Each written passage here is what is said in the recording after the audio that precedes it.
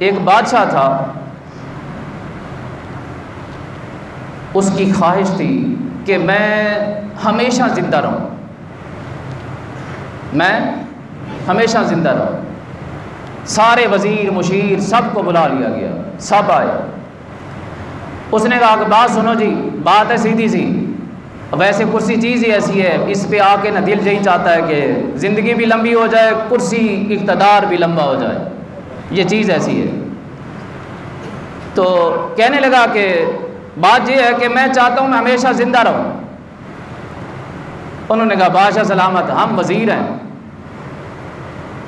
हम माहिरीन थोड़े हैं, ये तो माहिरीन की टीम है ना जिन्होंने तबाह किया है ना, माहिरीन की टीम थी ना तबाह करने वाली। उसने कहा जी हुजूर हमें क्या पता है कि हमेशा ज़िंदा कैसे रहेगा, हमें तो पता है कि लोगों से पैसे किस तरह निकलवाने हैं, टैक्स कैसे लेना है, महंगाई कैसे करनी है, लोगों पे जुल्म कैसे करना है, लोगों की जायदादों पे कब्जा हमें तो ये पता है, हमें नहीं पता कि हमेशा ज़िंदा कैसे रहेगा। उसने कहा सारे मशवरे सारी बातें तुम्हारी हैं, जब बातें होती हैं सारे मशवरे तुम देते हो, अमल मैं करवाता हूँ, मैं कहता हूँ ठीक है कर दो। आज एक बात पूछी है तो मशवरा नहीं। उन्होंने कहा हुजूर माफ़ी दें, हमें नहीं पता।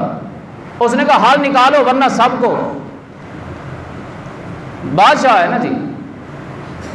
उन्होंने कहा जी अच्छा सोचते हैं, टाइम दे थोड़ा सा। सोचा, अगले दिन गए, उन्होंने कहा जी हुजूर बात ये है, आप ऐसा करें कि आप इतने बड़े बड़े इधर हकीम हैं, इतने बड़े काबिल लोग हैं, आप उनको बुलाएं, वो बताएंगे कि हमेशा ज़िंदा रहने का इलाज क्या है, हम क्या बताएं। सारे मुल्क के बड़े बड़े हकीम को, हुक्मा को बुला लिया गया, सारे हुक्मा आए। बादशाह ने कहा जी मैं हमेशा ज़िंदा रहना चाहता हूँ, मुझे इसका इलाज चाहिए, बस और बात कोई नहीं है। उन्होंने कहा जी बादशाह सलामत, बात ये है जो फ़लाँ मुल्क है ना उसमें एक जड़ी बूटी है, अगर वो हासिल कर ली जाए तो उस जड़ी बूटी के खाने से आप हमेशा ज़िंदा रहेंगे।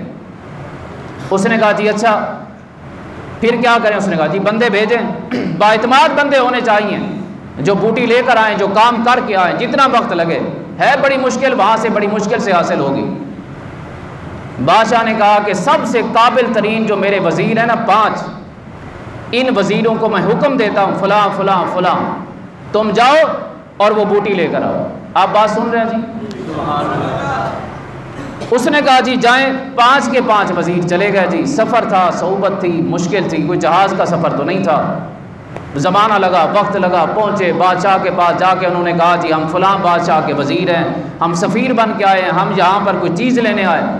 उस बादशाह ने कहा जी बताओ क्या चाहिए।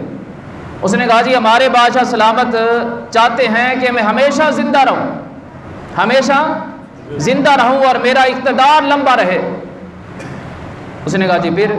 उसने कहा जी एक बूटी है, हुक्मा ने बताया कि आपके मुल्क में है, हमें वो चाहिए, मदद करें, मेहरबानी फरमाएं, कोई बंदे साथ मिलाएं, हमें जाएं, हम जाके वो बूटी ढूंढें। बादशाह ने कहा जी चलो ठीक है। उसने सियाने लोगों से, अपने मुशीरों से, अपने लोगों से मशवरा किया, पूछा कि ऐसे से बादशाह ने भेजा है, सफ़ीर बन के आए हैं, वज़ीर भी हैं उसके, क्या किया जाए। उन्होंने कहा जी ऐसी कोई बूटी, ऐसा कोई इलाज है नहीं। उसने कहा अच्छा ठीक है। बस उसने कहा फिर इलाज मेरे पास है, फिर मेरे पास इलाज है। अगले दिन जी दरबार लगा, दरबार सज गया। बादशाह आया, उसने कहा जी 5 वज़ीरों को पकड़ो, फलां जो सबसे ज़्यादा बड़ा पहाड़ है हमारे मुल्क के अंदर, उस पहाड़ के नीचे एक खैमा है जिसमें हम ख़ास कैदियों को डलवाते हैं, कैद में वहाँ बंद करते हैं, इन 5 वज़ीरों को उठा के उसमें बंद कर दो। उन्होंने कहा जी हुजूर हमारी गलती। उन्होंने कहा गलती कोई नहीं है, बस हल यही है, जाओ बूटी ढूंढना चाहते हो जी, ज़िंदगी चाहते हो जी। उन्होंने कहा जी बात यह है कि खैमे में रहना है, 7 पहाड़ पे काम करना है, तुम्हारी कैद व मुशक्क़त है, जिस दिन उस पहाड़ को 2 हिस्सों में तकसीम कर दोगे, 2 टुकड़े कर दोगे, उस दिन तुम्हें वो बूटी मिल जाएगी। बात समझ आई है जी, उस दिन बूटी मिल जाएगी। उन्होंने कहा जी ठीक है, जान बचानी थी, ज़िंदगी तो हर किसी को अजीज़ है। खैर जी वहाँ पहुँचे, उस खैमे में रहते थे, कैद रहते थे, बादशाह के करिंदे हिलने जुलने नहीं देते थे। उन्होंने जब पहाड़ देखा तो उन्होंने सोचा कि ये तो हम 5 बंदे हैं, ये शायद 5 लाख भी होते तो बड़ी मुश्किल से तोड़ा जाता।